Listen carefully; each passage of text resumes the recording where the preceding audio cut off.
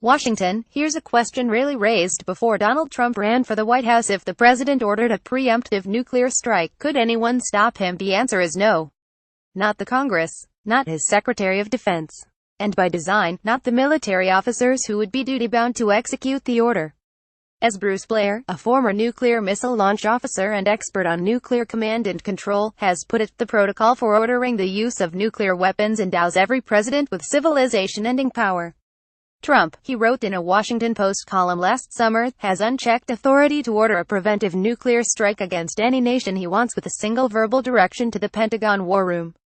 Or, as then Vice President Dick Cheney explained in December 2008, the president could launch a kind of devastating attack the world's never seen. He doesn't have to check with anybody. He doesn't have to call the Congress. He doesn't have to check with the courts. And the world has changed even more in the decades since, with North Korea posing a bigger and more immediate nuclear threat than had seemed possible. The nature of the U.S. political world has changed too, and Trump's opponents, even within his own party, question whether he has too much power over nuclear weapons. These realities will converge Tuesday in a Senate hearing room where the Foreign Relations Committee, headed by one of Trump's strongest Republican critics, Sen. Bob Corker of Tennessee, will hear testimony from a former commander of the Pentagon's Nuclear Warfighting Command and other witnesses. The topic: authority to order the use of nuclear weapons. Corker said numerous lawmakers have raised questions about legislative and presidential war-making authorities and the use of America's nuclear arsenal. This discussion is long overdue, Corker said in announcing the hearing. Alex Wellerstein, a historian of science at the Stevens Institute of Technology who has researched and written extensively about presidential nuclear authority, said he hopes the discussion might shed some more light on aspects of the procedures for presidential use of nuclear weapons that I think really needs to be known and talked about. He said the U.S. system has evolved through tradition and precedent more than bylaws. The technology of the bomb itself does not compel this sort of arrangement, he wrote in an email exchange. This is a product of circumstances. I think the circumstances under which the system was created, and the world we now live in, are sufficiently different that we could, and perhaps should, contemplate revision of the system.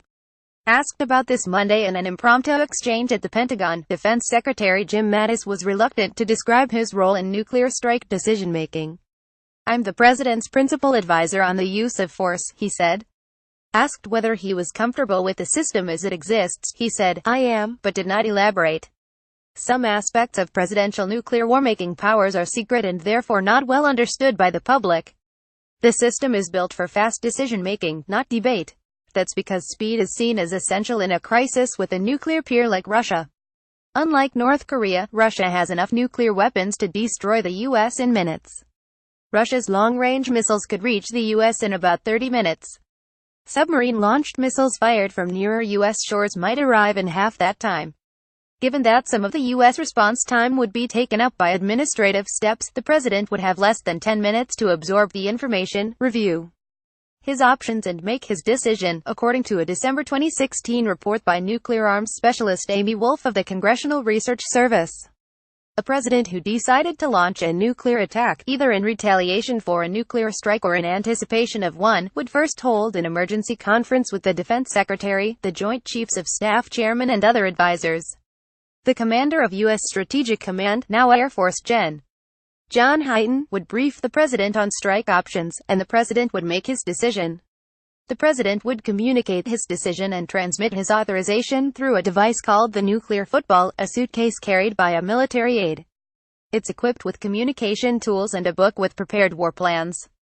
If the president decided to order a strike, he would identify himself to military officials at the Pentagon with codes unique to him. These codes are recorded on a card known as the biscuit that is carried by the president at all times. He would then transmit the launch order to the Pentagon and Strategic Command. Blair, the former missile launch officer, said there is no way to reverse the president's order. And there would be no recalling missiles once launched. Although fielded and assigned for use by the military, the nuclear bomb is inherently a political weapon, given its almost unimaginable destructive capacity. That explains why the system for controlling the use of U.S. nuclear weapons has been designed to concentrate decision-making power in the ultimate political office, the presidency.